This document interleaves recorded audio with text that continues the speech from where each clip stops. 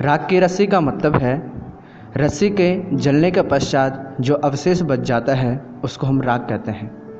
यह एक तिब्बती लोक कथा है जिसमें एक लड़की की सूझबूझ के विषय में बताया गया है। लोनपोगार तिब्बत के 32वें राजा शोनगवसेन गांपो के मंत्री थे। लोनपोगार अपनी चालाकी और हाजिर जवाबी के लिए प्रसिद्ध थे, लेकिन उनका बेटा ठीक उनके विपरीत था। वह इतना भोला था कि लोनपोगार काफ़ी चिंतित हो उठे। वे चाहते थे कि उनका बेटा उनकी तरह होशियार हो। एक दिन उन्होंने अपने बेटे को 100 भेड़ें देकर शहर जाने को कहा। साथ में उन्होंने हिदायत दी कि वह इन्हें मारे या बेचे नहीं, बल्कि इनके 100 जौ के बोरों के साथ वापस लाए। बेटा शहर पहुंच गया। वह बहुत चिंतित था क्योंकि उसके पास 100 बोरे जौ खरीदने के लिए रुपए नहीं थे। अचानक उसके सामने लड़की आकर खड़ी हो गई। जब उसने उसके चिंता का कारण पूछा तो उसने अपना हाल उससे कहा। लड़की होशियार थी। उसने भेड़ों के बाल काटकर बाजार में बेच दिए और उससे मिले रुपयों से 100 बोरे जौ खरीदकर उसे वापस घर भेज दिया।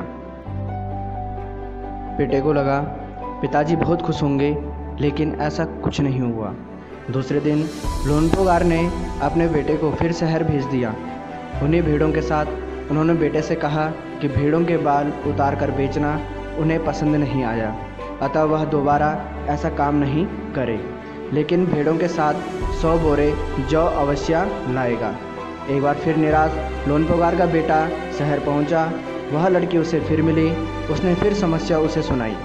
इस बार लड़की ने सींग काटकर उन्हें बाजार में बेच दिया और उनसे मिले रुपयों से 100 बोरे जौ खरीद उसे घर वापस भेज दिया। बेटे ने खुशी में अपने पिता से सारी कहानी कह दी। सुनकर लोनपोगार बोले, उस लड़की से कहो कि हमें 9 हाथ लंबी राख की रस्सी बनाकर दे।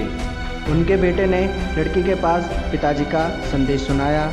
लड़की ने एक शर्त रखी कि उसके पिता उस रस्सी को गले में पहने। लोनपोगार ने सोचा ऐसी रस्सी बनाना ही संभव नहीं है, इसलिए लड़की की शर्त स्वीकार कर ली। अगले दिन लड़के ने 9 हाथ की रस्सी लेकर उसे पत्थर की सिल पर रखकर जला दिया। रस्सी के जलने के बाद उसी के आकार की राख बच गई।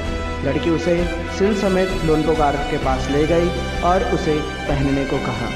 लोनपोगार राख की रस्सी देखकर दंग रह गए। लड़की समझदार व सूझबूझ से वे काफ़ी प्रभावित हुए और उससे अपने बेटे की शादी करा दी। अंत में इस कहानी से यह शिक्षा मिलती है कि हमारे पास कितनी बड़ी समस्या हो, हमें निराश नहीं होना चाहिए। हमें अपनी सूझबूझ से उसका हल निकालना चाहिए। आज का पाठ यहीं पर समाप्त होता है।